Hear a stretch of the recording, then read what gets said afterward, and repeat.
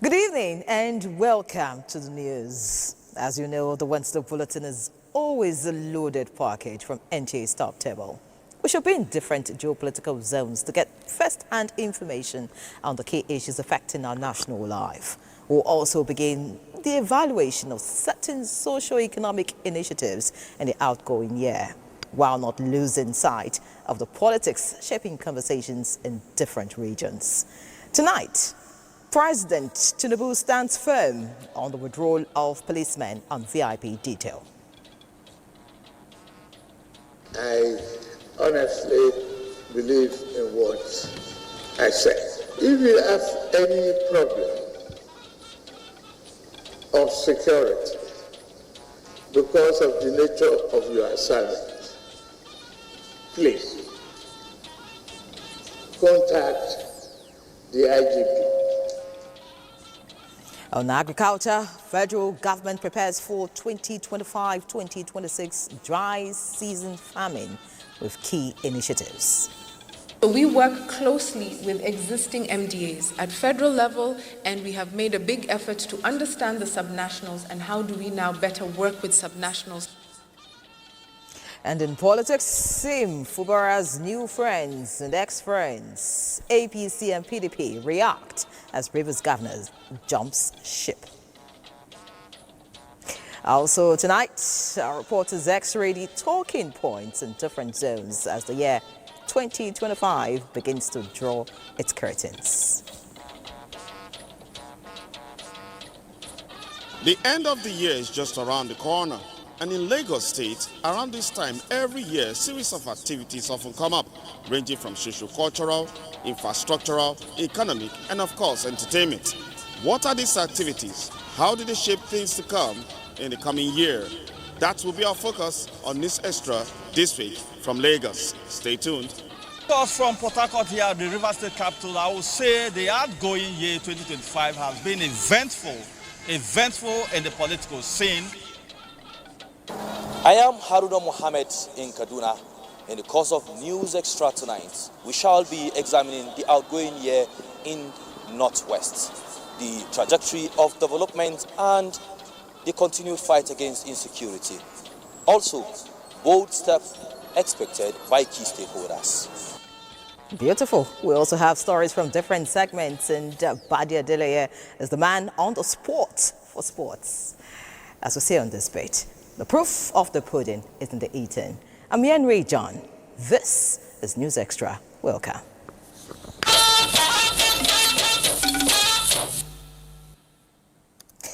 All right, let's set sail tonight as President Bola Tinubu has insisted that his recent directive on the withdrawal of policemen providing personal security to people designated as very important personalities, VIPs, must be fully implemented. The president addressed this issue at the Federal Executive Council meeting this Wednesday. State House correspondent Musbal Danwahab reports. The Federal Executive Council welcomes a new member as the new Defense Minister, General Christopher Musa, makes his first attendance. And then, the arrival of the president called the meeting to order, a moment that revealed what was on the president's mind on the developing issue around his earlier directive for the withdrawal of policemen attached to VIPs. President Tinubu insists that with a prevailing security situation at hand in the country, the directive must be implemented. I honestly believe in what I said. So if you have any problem of security because of the nature of your assignment, please contact the IGP and get my clearance. The Minister for Interior should liaise with IGP and the civil defense structure to replace those police officers who are on special security duties. so that you don't leave people exposed. NSA and DSS to provide further information and form themselves into a committee and review the structure. It should be effected. This is another demonstration by President Bola Tinubu that he follows and listens to what Nigerians are saying, their reactions to his policies and programs. There is another apparent follow-up to the existing measures towards addressing a causative factor of the security challenges manifesting in farmer-herders clashes. The President directed Vice President Kashim Shettima to coordinate with state governors under the umbrella of National Economic Council, NEC, to identify villages or grazing reserves that can be developed as ranches and livestock settlements. We must eliminate the possibility of conflict and turn the livestock reform into economically viable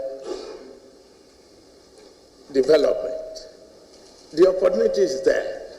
Let us stop this conflict and turn it to economic opportunity and prosperity. On other matters, following a situation report by the Bureau of Public Procurement on the large number of contractors being owed by ministries, the President set up an 8-man ministerial committee to investigate the matter.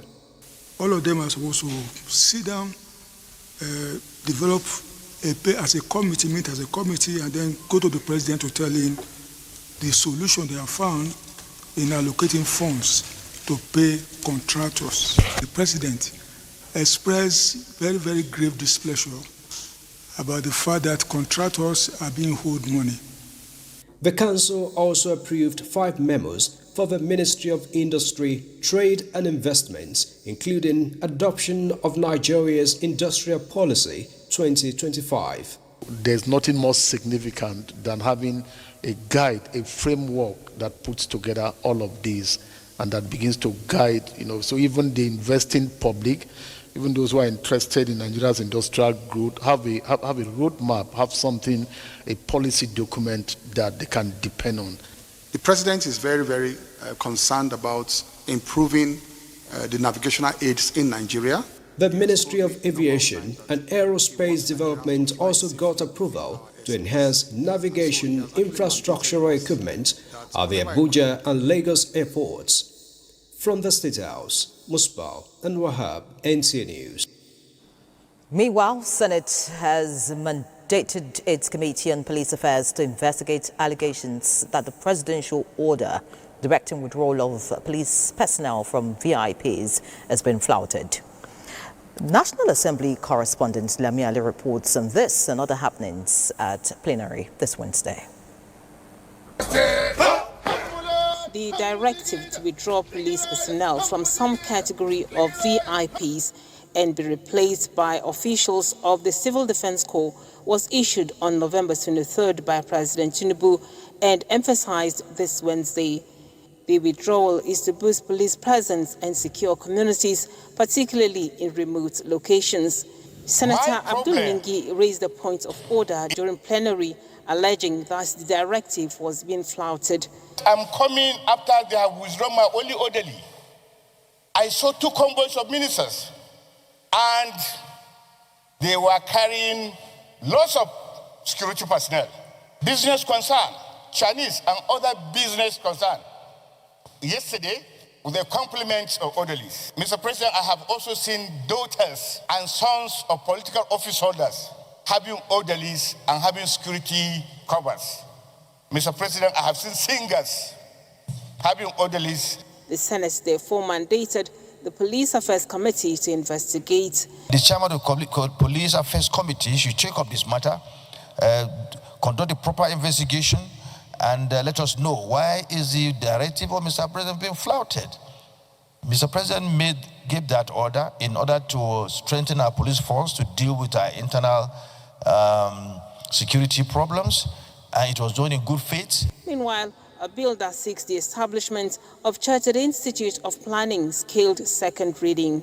It will unify planning methodologies across government institutions, build a skilled workforce of certified planners, and institutionalize planning as a central governance process. Is to have an institute that will have the responsibility of training core professionals. Like the Chartered Institute of Taxation, Institute of Bankers, Nigerian Institute of Bankers, and the rest.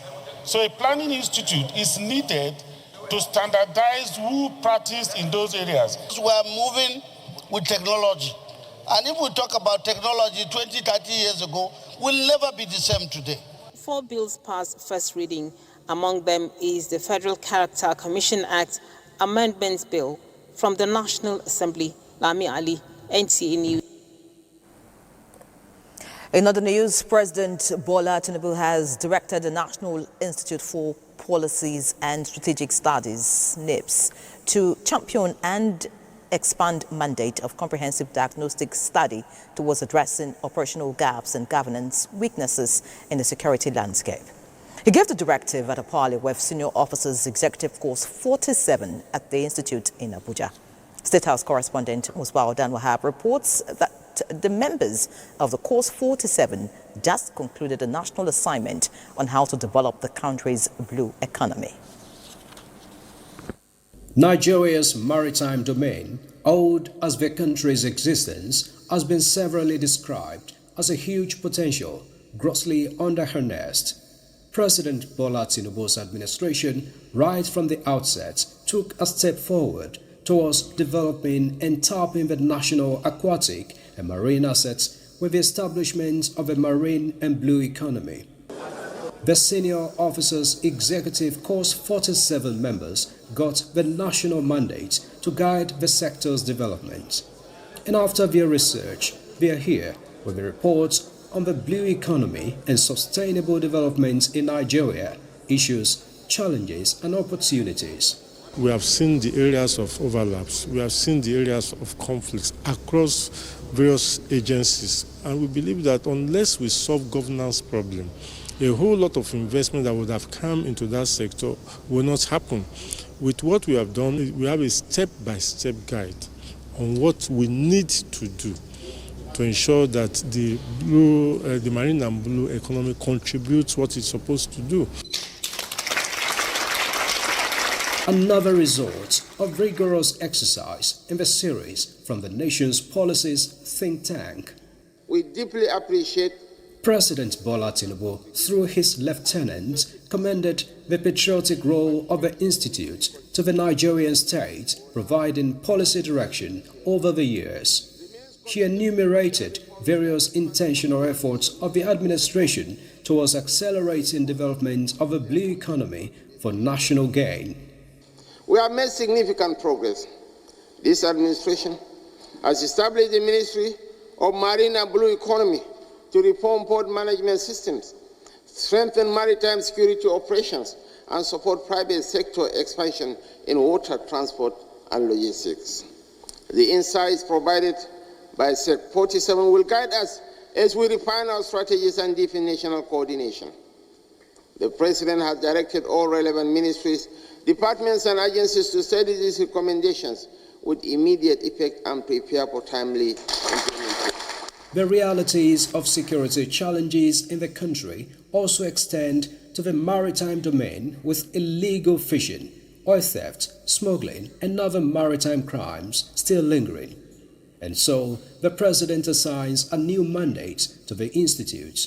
NIPS is hereby tasked with conducting a comprehensive national security diagnostic study and developing actionable policy recommendations to guide this administration in addressing operational gaps and governance weaknesses across our security landscape. There is no security problem that we have not examined at the National Institute. Now, with this renewed mandate, I want to assure you that even within a very short time, we will come out with proposals that will enable us to solve these problems. With these 96 participants done with a bid of this form of national assignments, the incoming set has its job cut out towards finding solutions to the security challenges in the country, But the Director General of the Institute believes the task is achievable going by their earlier examinations on various security problems in the country. From the State House, Musbal and Wahab, NTA News. Many thanks, Musbal Dan Wahab. In other news now, President Bola Tinubu has transmitted the federal government's 2026-2028 medium-term expenditure framework and fiscal strategy paper to the House of Representatives for consideration and approval. National Assembly correspondent Mitari Ikben reports that the House at Tuesday's plenary summoned the governor of the Central Bank, Olayemi Cardoso, to appear before its Committee on Public Accounts over alleged remitter charges that are yet to be remitted to government coffers. From Mr. President. The President informed the House of Representatives that the 2026 to 2028 medium-term expenditure framework and fiscal strategy paper approved by the Federal Executive Council will guide the preparation of the 2026 appropriation bill.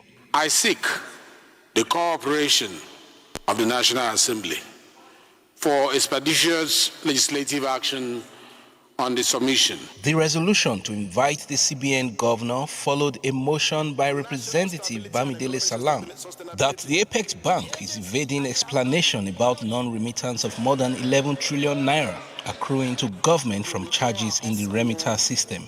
The Central Bank of Nigeria has failed, refused, or neglected to honor the invitations or effect the required remittances as directed by the committee. Mr. President should pay attention to this revelation. An attempt to amend the motion to refer the investigation to an ad hoc committee and not the Public Accounts Committee led to a rowdy session where the Speaker had to caution some lawmakers. Honorable Marquez clearly stated in our rule book, and the Public Accounts Committee, this is very unparliamentary. Honorable Marquez Amonio, if you don't stop this behavior, believe me sincerely, and Honorable Kabir Mepalas will take you to ethics. This committee, as every other committees, if they had gone this far, I don't want us to frustrate them. In the light of this, I'm hereby withdrawing that amendment to report this matter to the Standing Committee. Adopting another motion, the House asked the Central Bank to grant waivers on all outstanding COVID-19 survival loans. Continued automatic debit and aggressive recoveries are inflicting severe hardships on vulnerable Nigerians, risking the collapse of small businesses, worsening unemployment and heightening social instability. Meanwhile, the gale of defections continue as two lawmakers from Bayelsa State dumped the PDP for the APC. 5 bills were passed at Wednesday's plenary, including 3 seeking establishment of more specialist eye care centers in the country. From the National Assembly, Mitari Ikben, NTA News. Away from the National Assembly now, let's talk security matters as Nigeria's multi-agency anti-kidnapping cell operating under the Office of the National Security Advisor is reassessing its strategies and operational tactics in response to the growing threat of kidnapping across the country.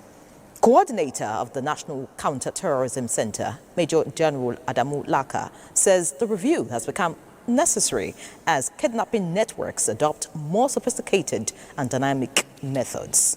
Defense correspondent Ismail Musa has all the details.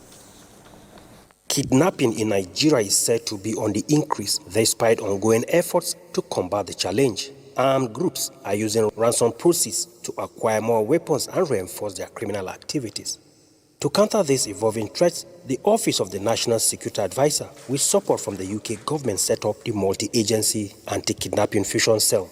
12 months after its establishment, the center is stepping up its approach, a major component of the renewed effort towards strengthening the multi-agency anti-kidnapping cells to improve intelligence sharing, deepen operational coordination, and enhance rapid response.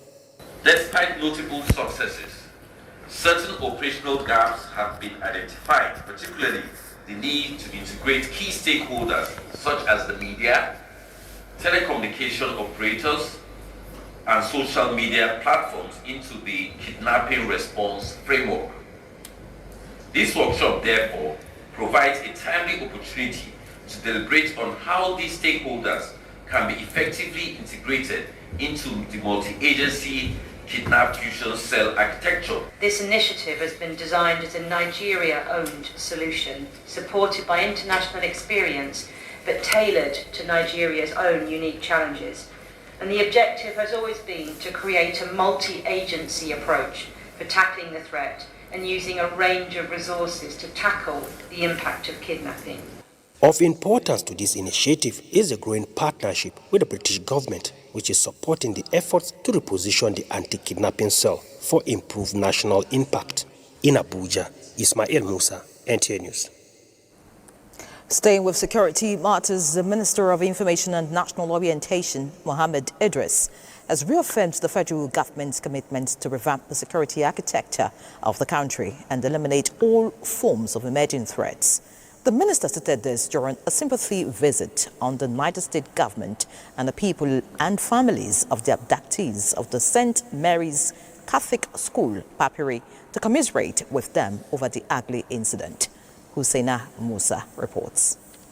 Minister of Information and National Orientation, Mohammed Idris, while commiserating with the governor and people of the state over the abduction of the school children, reassured that the federal government is working assiduously towards the rescue of the remaining school children still in captivity. He stressed that the incident calls for sober reflection, noting that the issue of insecurity should not be left to a tier of the government, as it needs collective efforts to tackle. But also its partnership with the international community, its regional bodies.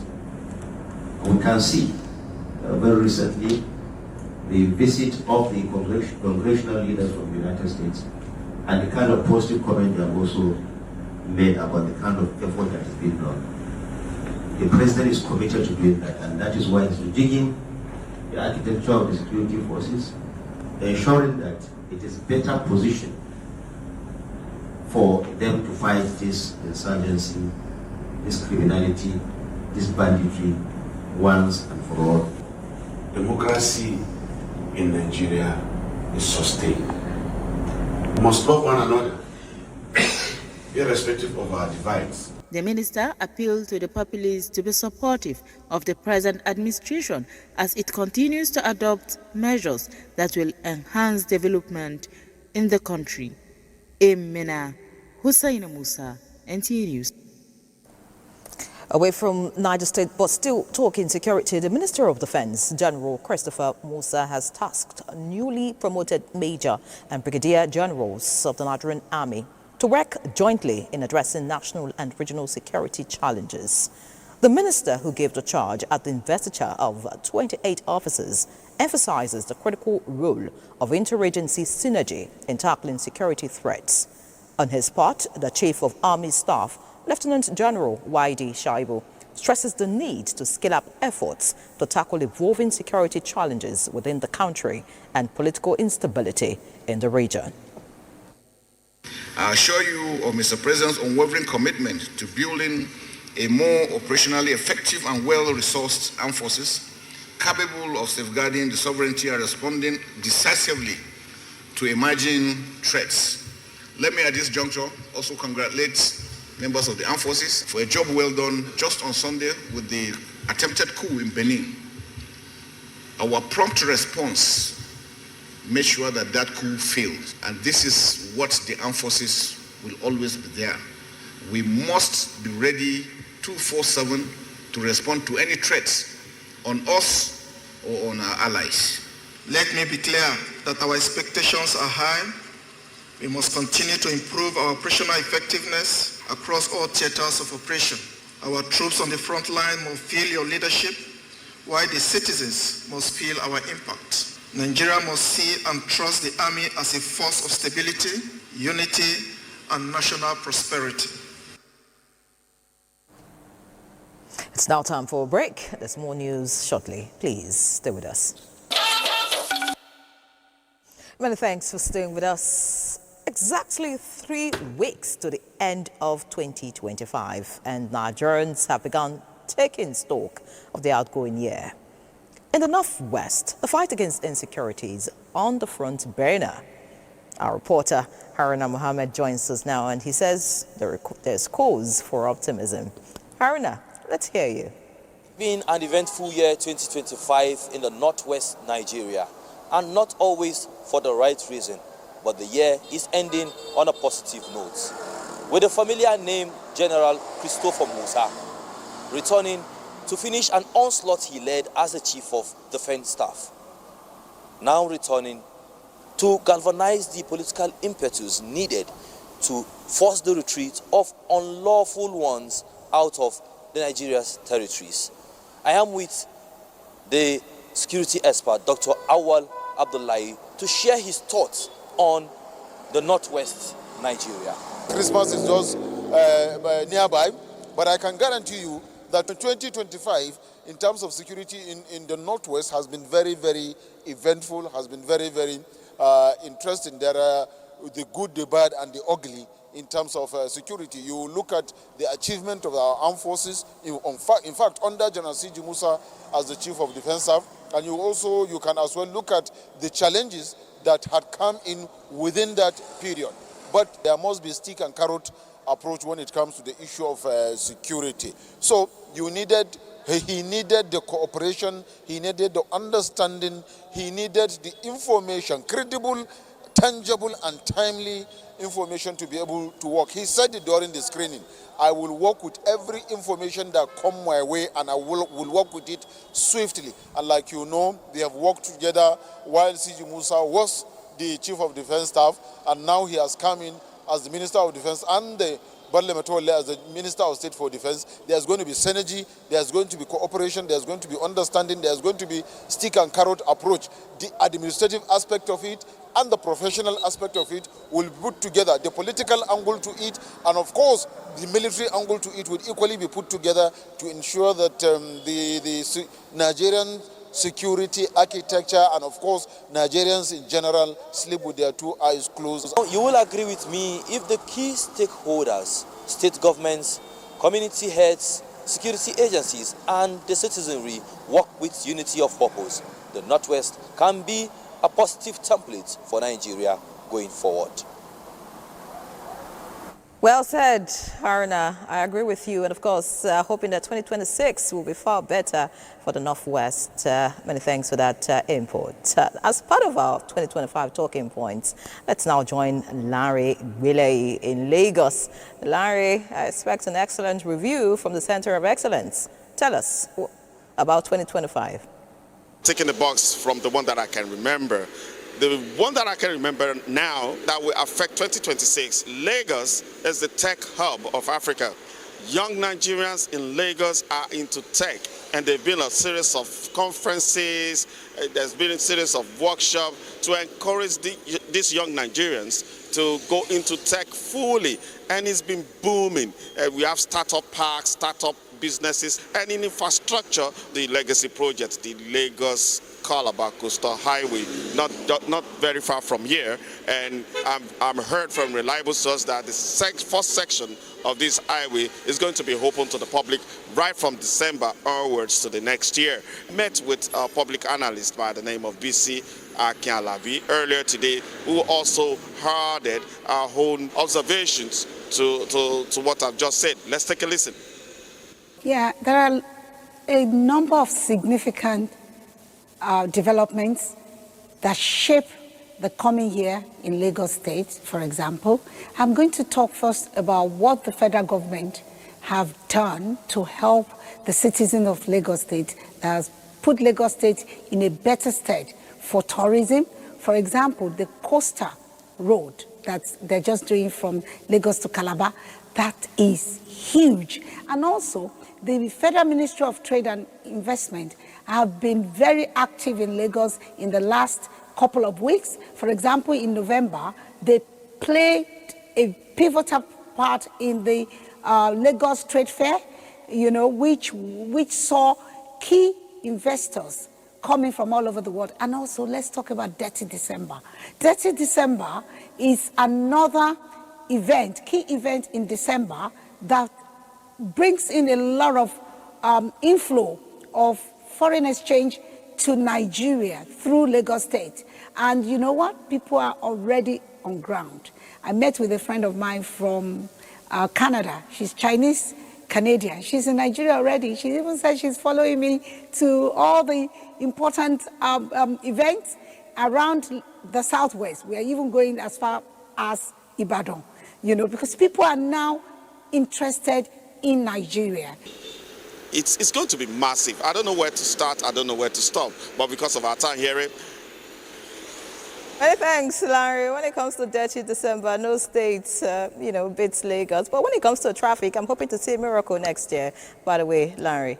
Now, it's been a year of political intrigues in Rivers State, a face-off between two arms of government and a state of emergency to douse tension. Kingsley Amajure is standing by in Port Harcourt with a recap of a season of drama in Rivers. Kingsley. The 5 has been so eventful in Rivers State. Of course, we have had a number of political developments that culminated in the state of emergency declared by the President March 18, 2025. All through the 6 months period, the people of Rivers State endured and expected a return to democratic governance. And in the face of what happened then and the return to democratic rule, normalcy has, of course, returned, and people have begun to experience return to democratic governance. And key concern to the people of Rivers State is for the government to be able to deliver the dividends of democracy. Now that the tension appears to be over, and now people have returned to normalcy, economic life thriving, and the government, in terms of the legislators and the executive, are back to their duties. Expectations are that in the coming year 2026, there should be another approach to addressing political issues. No doubt, the struggle for political power comes with its own challenges. Here in Port Harcourt, of course, while we expect that there should be changes in the manner and approach to issues when it comes to political decisions and political discourse, we would like also to get perspective to some of the residents in Port Harcourt here to shed more light on what they should expect differently in 2026. Of course, I have Mr. Sonny Akpan. Mr. Akpan, of course, you have witnessed what happened in Rivers State in 2025. Yes, and what should be the lessons to be drawn from that experience? Let's get your thoughts. Okay, sir. What should be a lesson to the indigenous of Rivers State and non-indigenous of Rivers State and the entire people that are living in Rivers State is that people should learn from the past experience. Because I can tell about, I've been in Rivers State for long, since Odili 3 years, Amechi 8 years, I've been in Rivers State, which I can show the differences between Odili, Amechi, and this present Democrat, this present one here. What happens for the past? Please, I just want to beg the entire indigenous of Rivers State and non-indigenous to make sure that peace reign in Rivers State. Please, I want to beg 2026 to be a year of peace, a year of prosperity, a year of unity, a year of love in Rivers State, so we could be able to put the face of this minute. We quite appreciate your thoughts, sir. Of course, we've heard from one of the residents in Port Harcourt, his perspective on the political development in the state. And moving forward, of course, earlier on the day today, the governor has also made it clear that he is willing to make peace with the key actors in the polity. And that should also set the template for engagement as we proceed to the new year ahead in 2026. Many thanks, Kingsley. Very interesting to watch. Of course, we're looking forward to peace, security, and prosperity for every part of the nation, especially as the governor of Rivers State has defected to the APC. And following the defection of Governor Siminalayi Fubara from PDP to APC, the road to 2027 political equation in Rivers State is recalibrating. Supporters of Governor Fubara described the move as a critical realignment that will not only unlock more opportunities for increased federal presence, but also define the way forward in the build-up to the next general elections. Let's hear Kingsley Amajiri again about this. When Governor Fubara announced to his anxiously waiting supporters of his decision to move to the APC in appreciation of the support he received from President Bola Tinubu when the state was engulfed in political turmoil, it was greeted with wild jubilation. Your mandate, we shall stand. On your mandate, on your mandate, on your mandate, we shall stand. The unison in the echoing of "On your mandate we shall stand" gives a clear picture of the willingness of the governor's supporters to work with him in this new political pathway. Here we are with one of the supporters of the governor, Honorable Stanley Marshall Owom. Of course, we want to get his perspective on this movement from the PDP to the APC, what this portends for the state. It showed that Rivers State should always be affiliated with the center. And so this movement is one that has elicited so much excitement amongst us. We have expected this for a very long time, and we, the supporters, are happy that he made such decision. On the streets, a number of residents share in the new direction the governor has chosen, emphasizing the prospective gains of aligning with the government at the center. It's going to drag some development to the state.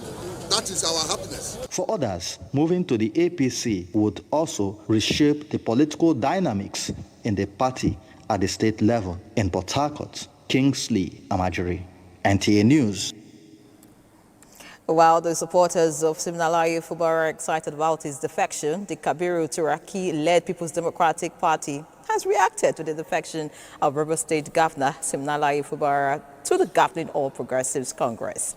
Now, the party's fractional National Publicity Secretary, Ini Emelbong, in a statement issued in Abuja, described the move as a self-inflicted injury and a culmination of choices the governor willingly embraced.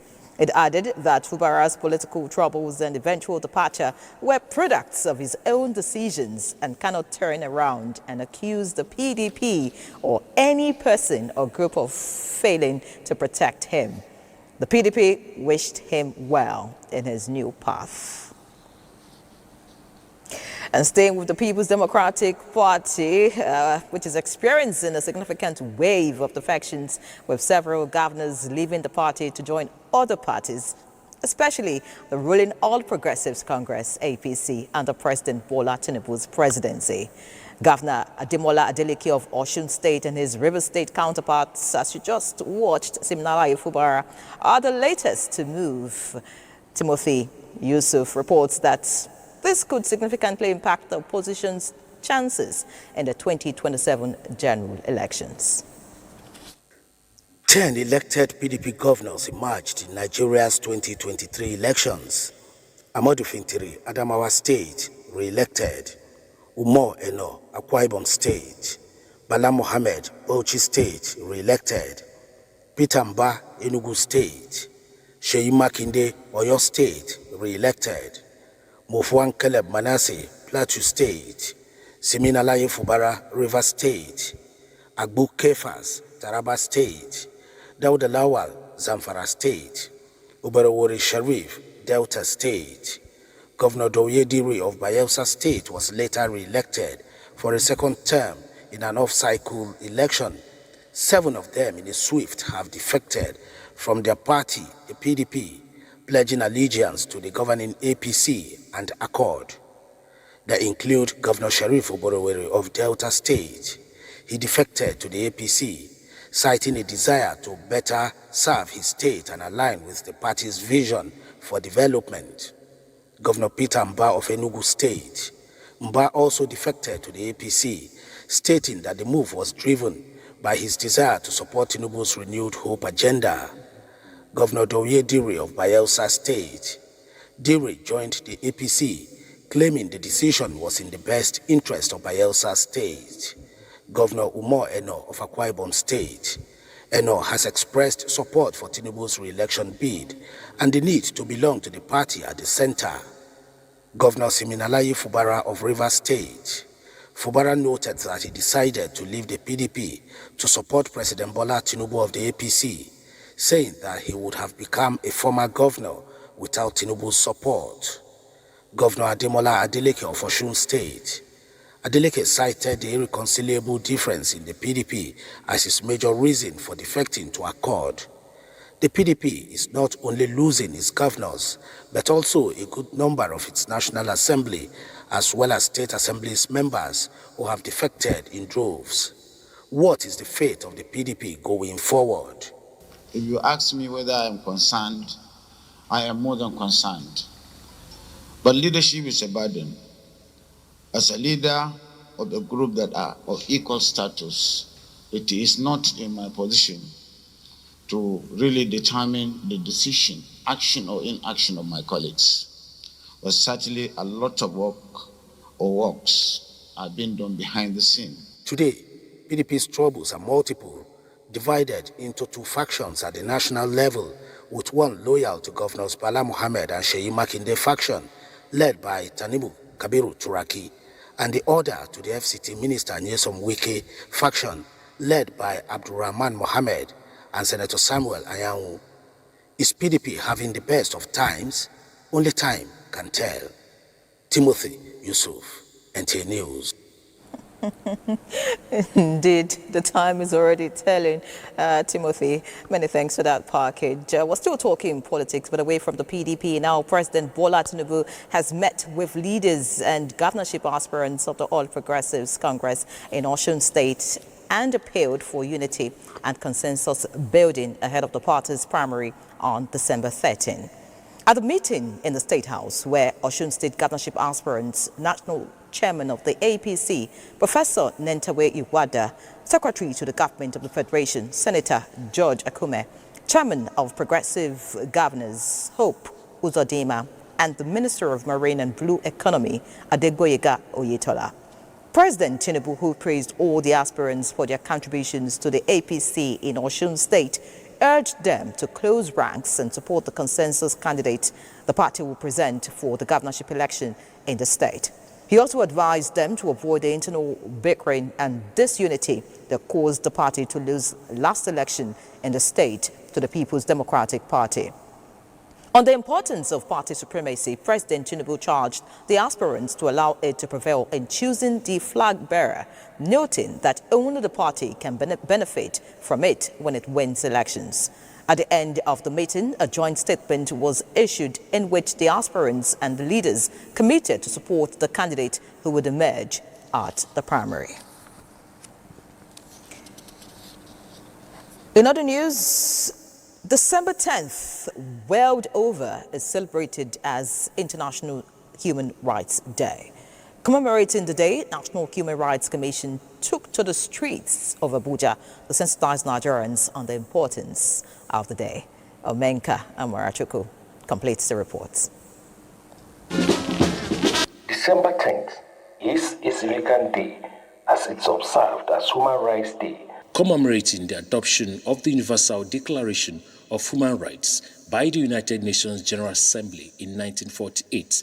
Recognizing its importance, the National Human Rights Commission is using the day as a reminder of equality, freedom, and dignity for individuals. Our work is not rooted in protest, but in unity, not in anger, but we resolve to uphold human rights, not as spectators, but as active participants in shaping a Nigeria where every right is protected, every voice matters, and no one is left behind in the promotion and protection of human rights. Together we have the power to confront these injustices by protecting the institutions that make human rights a life reality. The day also featured reflections on progress made and challenges ahead in promoting human rights in Nigeria. In Abuja, Omenka Amarachuku, NTA News. Let's talk education now. In recognition of the long-standing issues in the education sector, the federal government has unveiled 3 key policies and their implementation guidelines towards education reform in the country. Zenret Dingmun reports.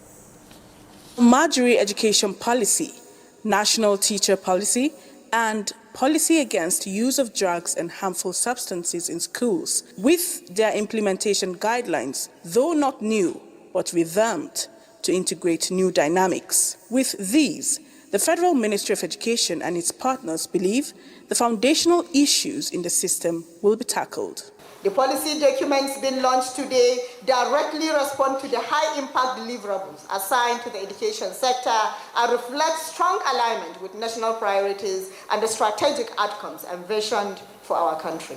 We have enough policy already at the Federal Ministry of Education. The new policies that we're launching now are either improvement of previous policies or in areas that we've never had policies. But policy is just 10% of the entire spectrum of what we do. It is the implementation. We promise you on behalf of every commissioner here that we'll do our best to have it well implemented. We are strategic about that, we are decisive and deliberate. They also advise state governments to step up implementation and support for all-round results. In Abuja, Zenra Dingmun, NTA News. Let's turn our attention toward the news now. In the spirit of the season, NTA Nigeria Limited, a leading communication network provider, is giving back to the society with the presentation of gift items to the residents of Minna in the Niger State capital. Dauda Mohammed reports that beneficiaries were full of appreciation and prayers for the communication giant.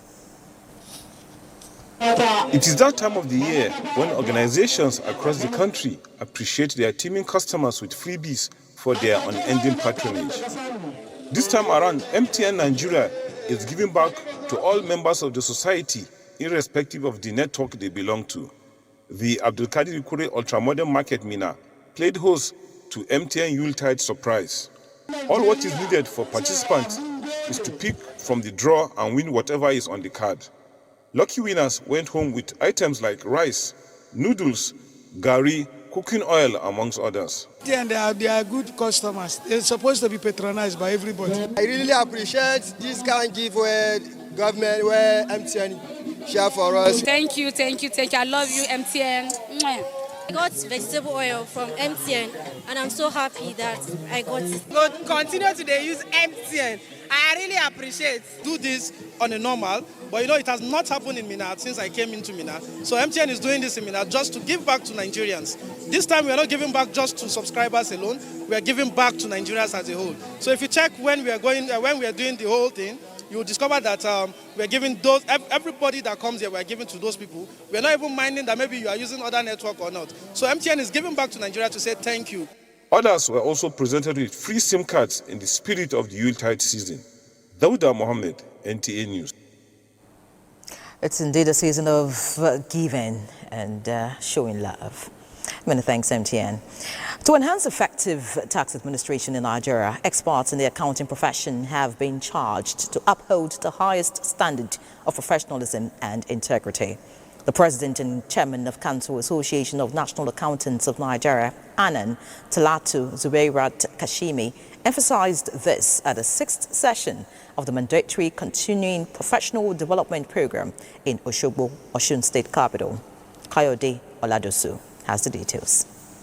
While Nigeria's tax regime is undergoing significant reforms aimed at simplifying the system, reducing tax burdens, and increasing revenue, the Association of National Accountants of Nigeria, ANA, is preferring ways to achieve an effective tax administration in Nigeria. This is why the 6th session Mandatory Continuing Profession Development, MCPD, tagged Taxation and Regulatory Compliance, is focusing primarily on how to maximize and implement the new tax reforms to the benefit of both government and the people. The professionals, I also say, as you say, they must live to expectations.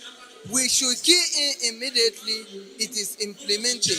Already we are giving them training. We want our members to be up to date, to know the real new tax law. Pointing out the significance of accounting in driving clarity of figures and integrity, Osun State Governor Ademola Adeleke, in a message to the event, encouraged the accounting body to embrace new knowledge as government and private organizations rely on them in taking financial decisions.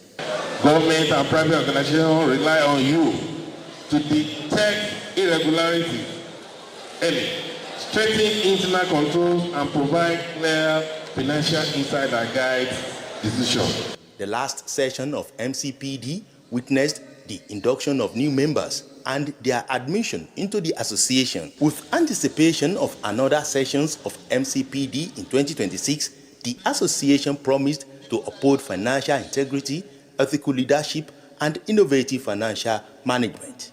In Oshogbo, Kayode Oladoshu, NTA News. Let's pause briefly. News Extra continues in a moment. Don't go anywhere. Many thanks for remaining with us.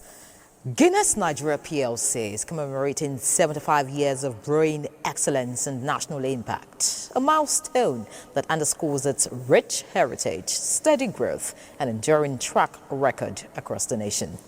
The celebration's colorful gala night in Lagos drew top government officials and industry leaders who commended the company for its role in driving economic growth and social development.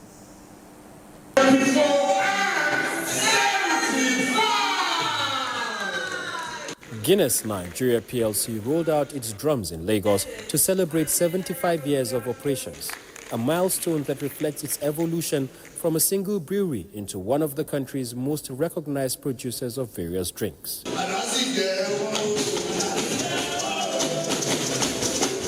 Company executives and speakers highlighted the company's long list of corporate social responsibility initiatives, saying it has been 75 years of touching lives. A lot of innovation for us, most importantly. We're trying to be as close as we can to our consumers, and that's really where the focus is right now. Understand what the consumer wants and make sure we deliver on that. Guinness has had a tremendous impact on the social-cultural aspect of Nigeria. What we do today is to deliver goodness to people, from top quality products produced in sustainable ways to a well-run and governed company. Representatives of the President and the Governor of Lagos State commended Guinness Nigeria for creating jobs, supporting communities, and driving innovation. That Guinness remains one of the earliest and strongest symbols of international investor confidence in our country, Nigeria. Our dedication to building a world-class Nigerian workforce speaks volumes. The anniversary was not only a celebration of achievements, but also a moment for Guinness to reaffirm its commitment to Nigeria's future.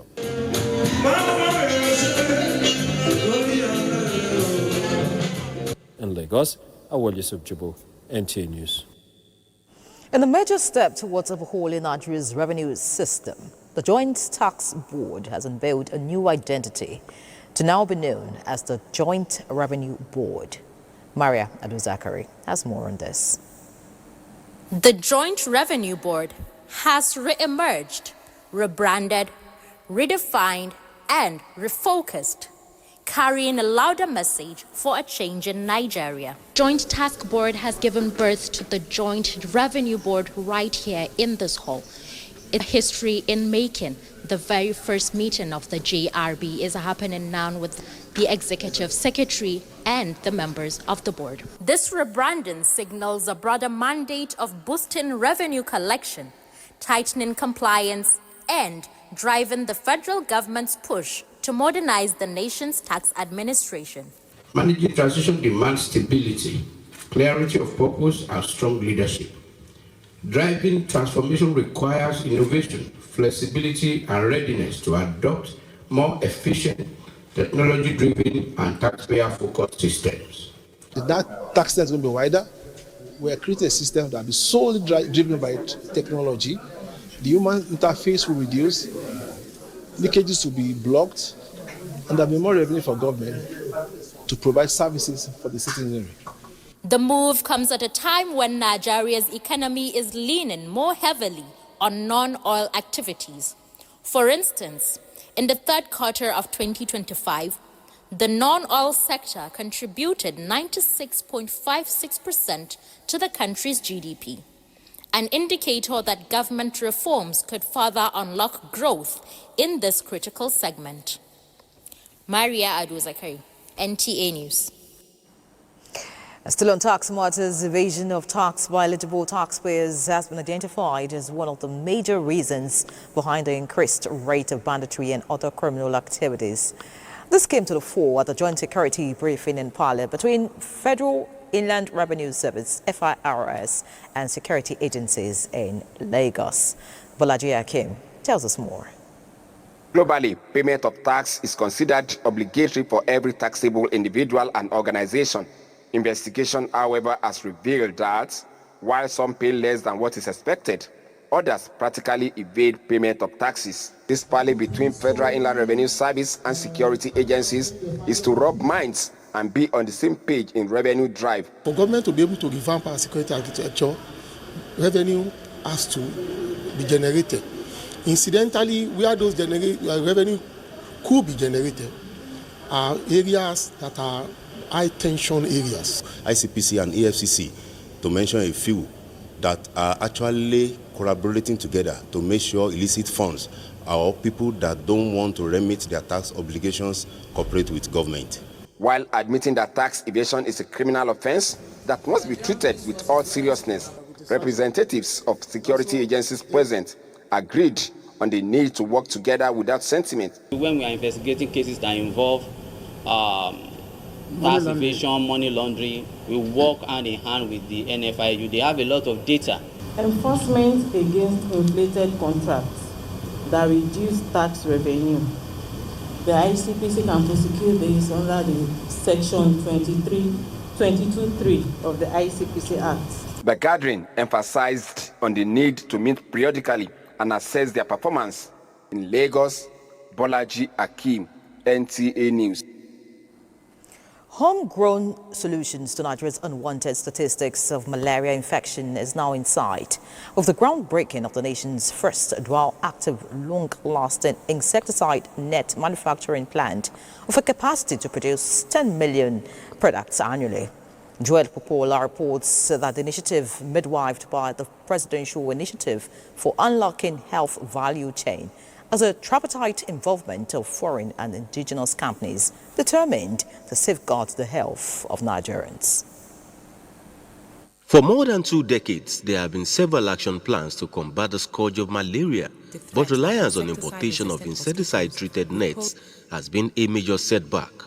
This groundbreaking ceremony of Nigeria's first long-lasting insecticide net manufacturing plant is a major boost in the fight against malaria, and the National Coordinator Presidential Initiative for Unlocking Health Value Chain, Abdul Mukhtar, and other key players in the project believe Nigeria's current malaria burden, which accounts for 25% of the global figure according to the World Health Organization, will be reduced to the barest minimum. This for us is a way of localizing not only for Nigeria but for the rest of the Africa continent. Vestergaard is the world's largest producer of bed nets. They are transferring their technology, their know-how. They're coming together under a joint venture agreement that we are part of as PVAC. So with this venture, Vestergaard and Harvestfield under SNGLs will be able to produce 10 million dual active ingredient nets, which means that we will be able to provide at least 1/3 of the yearly demand for LLINs in Nigeria. Development partners believe it is a win-win situation for all those involved. And having this new technology coming to Nigeria and having it produced in Nigeria is absolutely fabulous. And I look forward to much more of these nets being distributed. With the rollout expected to begin in April next year, PVAC says assurance of patronage is guaranteed in tandem with Nigeria's first policy. In Lagos, Joel Popola, NTA News. Let's pause again. Please remain tuned. Thank you for remaining with us. Nigeria's manufacturing and industrial sectors continue to struggle under the weight of high energy costs, inconsistent power supply, and persistent infrastructural gaps. These challenges have slowed productivity, weakened job creation, and reduced the nation's global competitiveness. In a bid to find lasting solutions, the Minister of Industry convened a high-level roundtable meeting designed as a solution-driven platform to harmonize perspectives, unblock bottlenecks, and chart clear, actionable pathways to strengthen Nigeria's energy industry.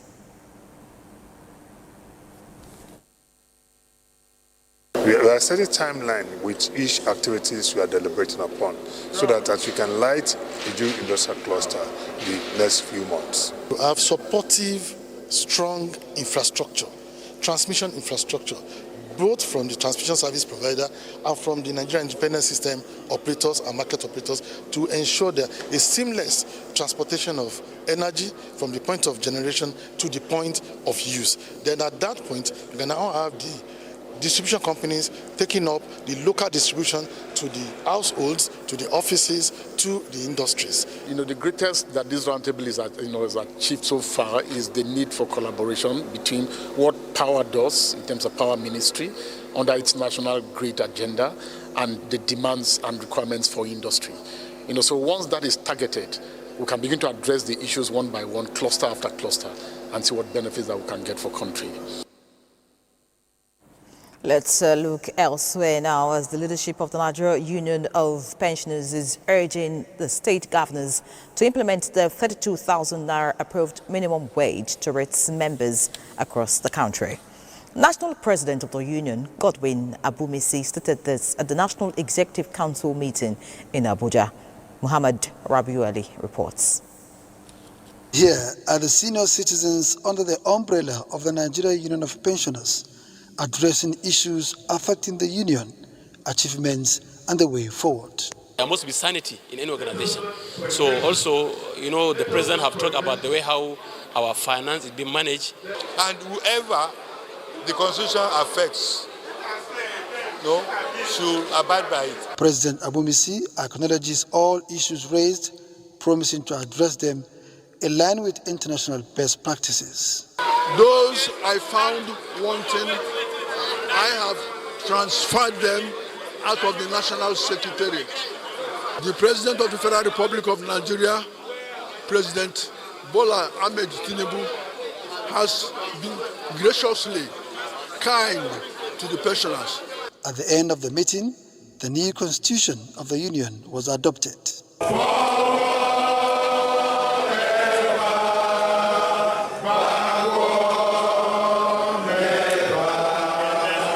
Muhammad Rabiu Ali, NTA News. Another break is due, but there's more news, so please stay with us. Now let's talk sports on News Extra tonight, as the ECOWAS Parliament has concluded its 25th anniversary celebrations with a friendly football match at the Mediterranean Recreation Center in Abuja. Speaker Ajame Munatu Ibrahima performed the ceremonial kickoff, leading a day of sporting activities. Team Green dominated the event, winning both the men's and women's football matches, as well as the volleyball game. The match served as a symbolic reminder of the unity and cohesion the Parliament has promoted for the past 25 years.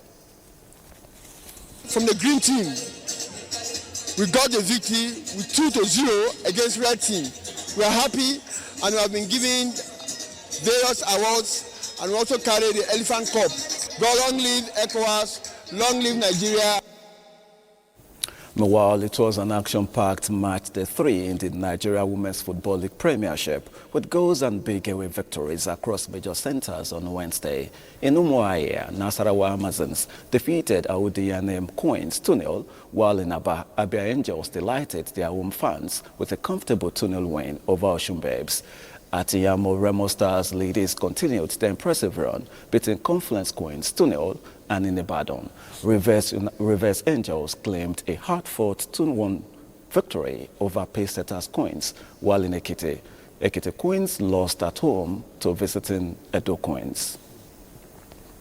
Finally, let's update you when it comes to the UEFA Champions League, as Ajax picked their first win of the UEFA Champions League campaign as they came from behind twice to defeat Karabakh 4-2 in Azerbaijan earlier this evening, with Villarreal losing at home to Copenhagen.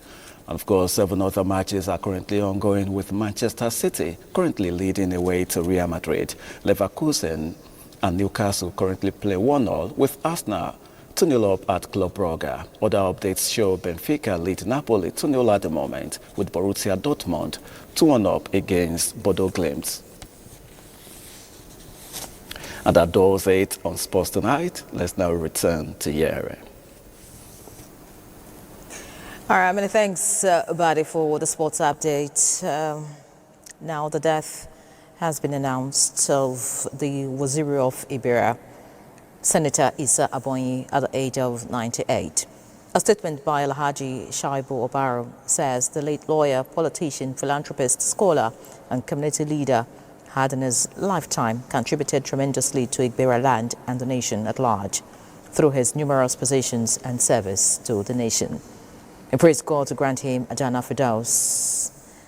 He survived by many children, grandchildren, and great-grandchildren. And that's our package on News Extra tonight. And thanks for investing your time with us. From the entire production crew, do have a good night.